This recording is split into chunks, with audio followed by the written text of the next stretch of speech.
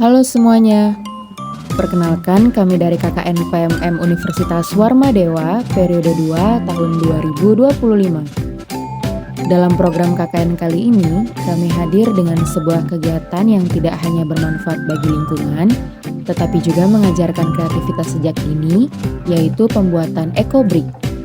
Tujuan utama kegiatan ini adalah untuk mengajarkan kepada adik-adik kita di sekolah dasar bagaimana cara mengolah sampah plastik menjadi sesuatu yang berguna. Kenapa anak SD yang menjadi sasaran utama? Karena kami percaya perubahan besar harus dimulai dari langkah yang kecil. Dan anak-anak adalah generasi penerus yang bisa menumbuhkan kebiasaan baik sejak dini.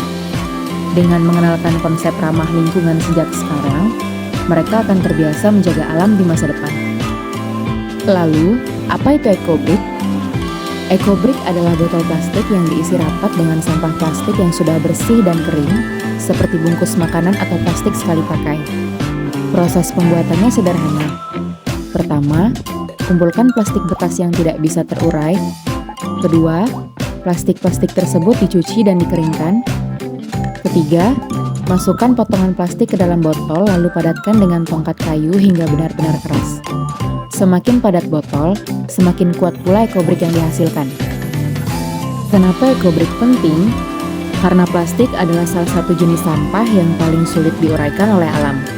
Dengan ekobrik, plastik yang biasanya mencemari lingkungan bisa kita ubah menjadi bahan bangunan yang bermanfaat. Dari sinilah lahir sebuah kesadaran bahwa menjaga lingkungan tidak harus selalu dimulai dengan langkah besar, tapi bisa lewat kebiasaan kecil yang dilakukan secara konsisten. Ekobrik juga menumbuhkan rasa bangga bagi siapa saja yang membuatnya. Anak-anak yang sebelumnya menganggap sampah hanya sesuatu yang kotor, kini bisa melihat hasil nyata dari kerja keras mereka. Saat botol plastik yang mereka isi berubah menjadi kursi, meja, atau bahkan hiasan sekolah, ada rasa kepuasan tersendiri yang membuat mereka lebih termotivasi untuk terus menjaga kebersihan lingkungan. Lebih jauh lagi, ekobrik dapat menjadi alat pembelajaran lintas disiplin. Dari sini, anak-anak bisa belajar tentang pentingnya kebersihan, kekuatan bahan, hingga seni menyusun bentuk.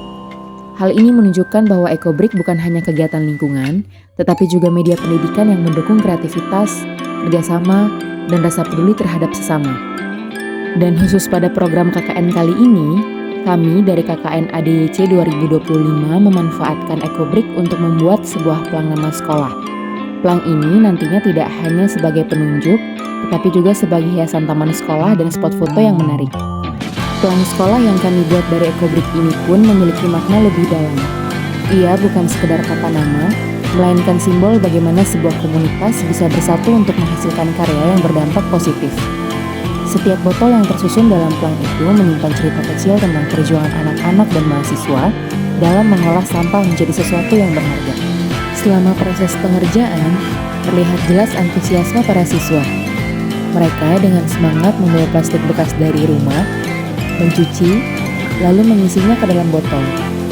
Aktivitas ini membuat mereka merasa bahwa sekolah bukan hanya tempat belajar, tetapi juga ruang di mana mereka bisa berkontribusi untuk sesuatu yang nyata.